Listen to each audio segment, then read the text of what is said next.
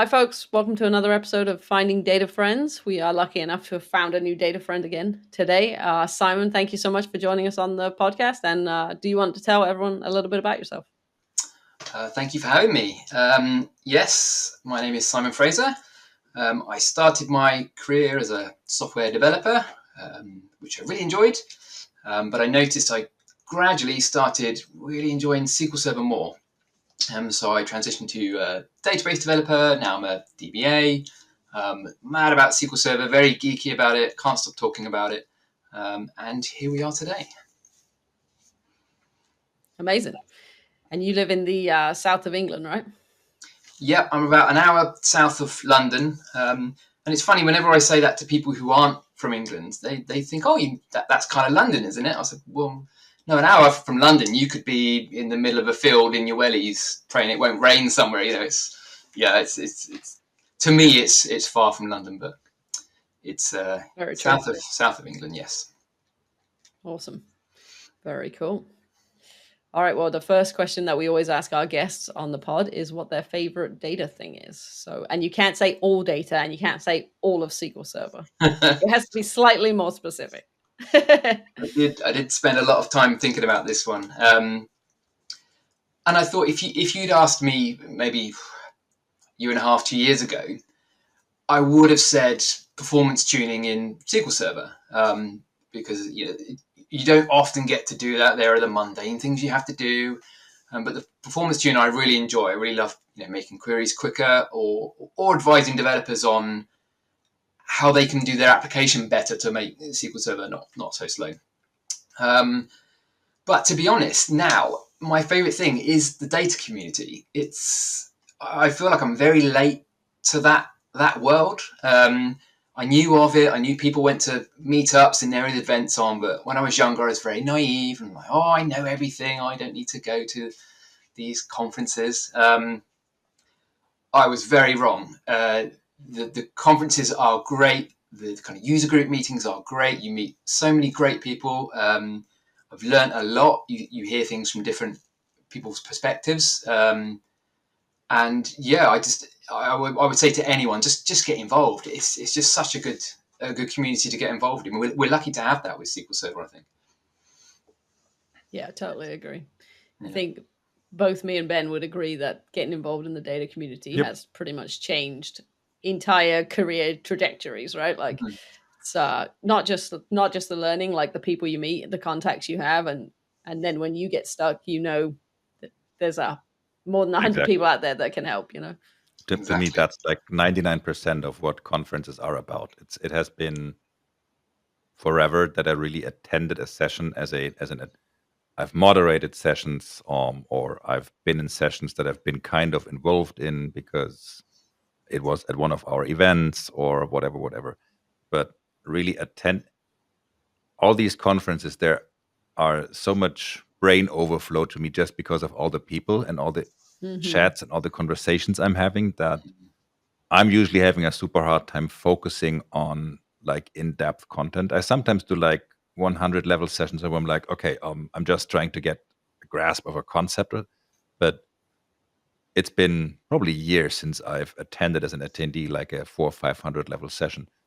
Not because I think I know nothing about that, but I prefer different ways of learning it. But as Jess said, also finding and connecting with the right people, that once you get to the point where like, okay, I'm way past the concept, I kind of know how it works, but this teeny tiny thingy here isn't doing what I think it is doing. And then you just ask the right question to the right person and get the right answer in no time. That is so, because the learning aspect is great, and I mean it's a conference, so it should kind of be the most important part. But brain overflow. Yeah, I cannot handle the learning part. I think you learn a lot just from chatting to people too, right? Yeah. Like, totally. Scenarios that have come up that you've got stuck on or that they've solved. You just by chatting to people, you find those out. Well, just like, hey, I haven't seen you in forever. Are you speaking here? Yes, I'm talking about DBT. What is DBT? And then you learn about something new that you didn't even know existed. And then you chat for like 2-3 minutes to get that 30,000 feet overview of what it is. And then again, I usually find it, and that different way might just be me watching the recording of that session later on when my brain has kind of decompressed and my body has as well. Yeah, no, 100% agreed. And yeah, we both allow having the community as your favorite. And Agreed. Community Good and answer. meeting community conferences for sure. Good. What is DBP? DBT is, what does it stand for? It's some kind of automation thingy, basically, for ETL workflow. In one of our previous episodes, Andre Kamen told us about it, and basically, and I haven't fully looked into it yet, so I can give you like the 30,000 feet overview. And if Andre is watching, it's probably like, what is he telling people? It's all wrong. But basically, the idea is you're like, well, this is where I need data to go. This is where data is coming from, and I need this and this and this and this, and then it will all figure out what to load in which order and how to do that and what. So ETL automation in a very fancy way, especially for cloud environments and all that. From what I understand, it is super flexible on sources and destinations and all that. So it sounds like a super interesting thingy. I still haven't fully gotten into that because timing and everything, but I will get there. But yeah, that was one of the examples where yeah, I've heard that for a couple of times now. I haven't never really questioned what it stands for, because with all the abbreviations and things that people think are an abbreviation but are not, looking at you, Azure Arc, I'm just like, well, and that's the other thing. You cannot know. There's no way you can know everything with all the different facets and topics that we have in our data field. Yeah, sure. You for sure cannot be an expert on everything, but I don't even want to try to get like the 20,000 feet overview of everything, because it is too much. I will never be the performance tuning expert. Agreed. But I know Me people. neither. Exactly. I know people. Now we know you. There you go. Always happy to help. Coming to you, ugly queries. So when you're not performance tuning queries, and when you're not attending any data community related conferences, what would your favorite non-data thing be to do? Favorite non-data thing?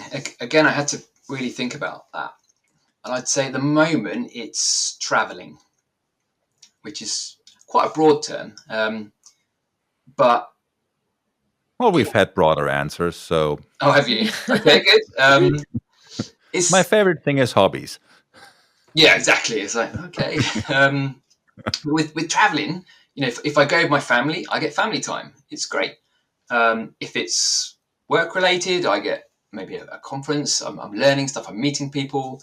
And you just get to see other cultures, and it's just exciting going on a plane. So, I didn't do a lot when I was younger. My wife, she worked in travel for a long, long time until we started a family. She kind of backed off that a bit. But she's definitely making me catch up with the traveling. We've been to so many good places lately. And I'm enjoying it. I'm hooked. So, I hope to visit plenty more places. Very cool. Nice. Yeah, I love traveling too. The like you said, just visiting the culture, eating the food, meeting new people. It's all super cool. No, 100%. So when you say family, is it one kid? Is it multiple kids? I just got one daughter, Evie. She's 5 now. Okay. Yeah. So our favorite kid. Yes. Yep, favorite kid, and I'm her favorite dad. And we both have favorite daughters. No, because so my daughter just turned 3, and we're slowly getting back, because for the first 3 years, obviously, we did probably, compared to others with kids that age, we did a very fair share of traveling, but still, it's not that you would not do like a week of sightseeing in China or whatever. Sure. Basically being in a different city every day with a kid.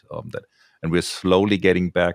So we're going to be in the US in the fall and do 2 weeks of couple of days in Colorado, and then head over to California. And then basically, rather than stretch it up into like 5 or 6 stops, we're stretching up into just 3 and stay longer to kind of accommodate the more things to pack and her getting acquainted with new hotel rooms and all that a bit more. But no, really looking forward to the first proper, I'm going to say, sightseeing vacation since she was born, because that's also the thing. There's travel, and like I said, there's travel for work. There is just travel where you hang out at the beach, which also gets you great quality family time, but you don't really see much of a country or learn much of another culture. And so, yeah, nice. No, we're all definitely going to allow travel.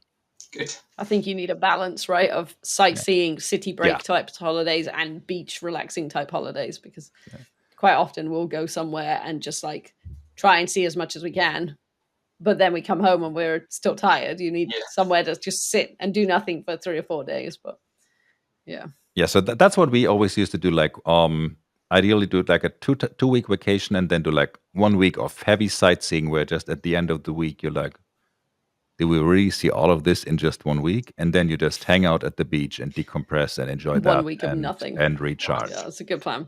Yeah, that's a good plan. Oh, good. I mean, different cultures do have different kinds of food, right? They do, and that's actually one of my favorite parts of traveling, is eating all of the random foods and finding new things that I like. But Simon, what is your favorite food? Maybe from your travels, or maybe from the UK?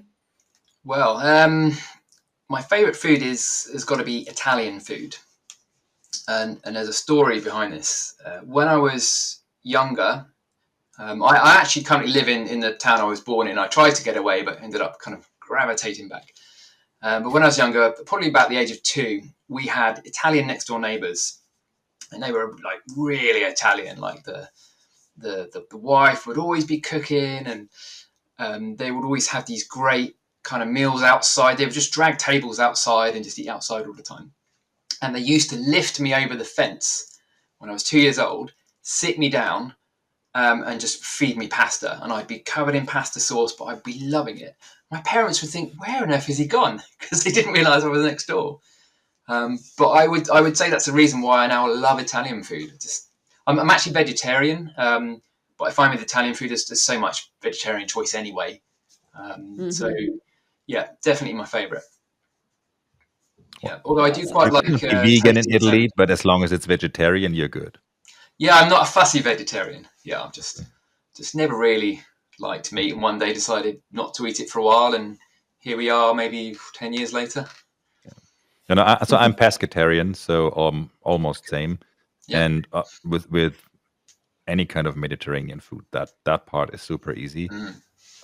You probably also could easily do vegan, but given that, I mean, if you eat pasta, you want to put a whole load of Parmesan cheese on top of that. So yeah, I was going to say, what about the cheese? Yeah, I love my cheese. Which is probably...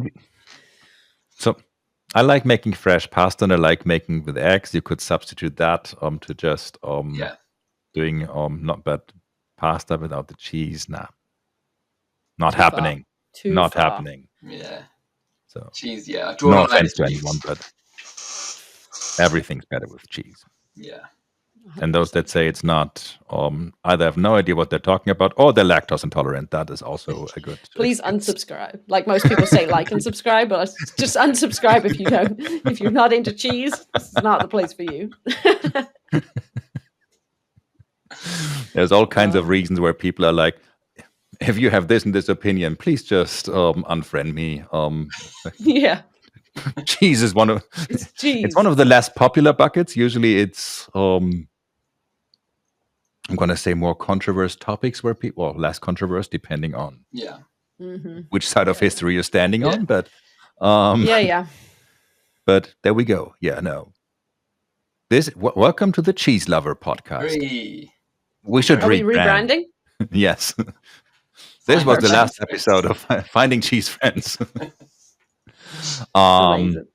The first question is, do you like cheese? And if it's no, we're like, all right, next. Well, the thing is, the only problem we would have with that is MPM Mark Presmay, he used to do a podcast in the pandemic where he invited people to just, very similar to what we are doing here. And one of his questions at the end was always, what is your favorite cheese, actually? So I kind of feel we would be stealing from him if we're making... And that is the only reason why we're not rebranding. Otherwise, this would totally be it. But because of that... I got in trouble on his podcast because he got to the end of the podcast and asked what my favorite cheese was, and I said cheddar. And then my wife was like, "That is not your favorite cheese. You love Port Salut cheese." And I was like, "Oh, that is my favorite cheese." So I went on a podcast and I lied about my favorite cheese. So I had the same thing happening to me. I mean, full disclosure here, because I was like, probably Parmesan cheese. And at that time, I really believed that. And then I told Franzi, my partner, about it. She was like, "Why didn't you say burrata? Are you crazy?" And I was like, "Oh, good burrata. I do is love also that pretty cheese. good." Yeah. Can we re-record? That is funny. Yeah. This is the problem, right? You go on a podcast, the pressure of the questions makes you say things that you truly believe but aren't true. Exactly. But now I want cheese and Italian food. Yeah, me too. Me too. I love Italian food. We went on like a 2-week tour of Italy and just ate so much good food. Oof, I could do that exact trip again and eat all of the same food and be happy. Nice, yeah. Well, even if you would be doing the exact same trip again, you would probably be eating different food just because there's so much different great things that you haven't tried.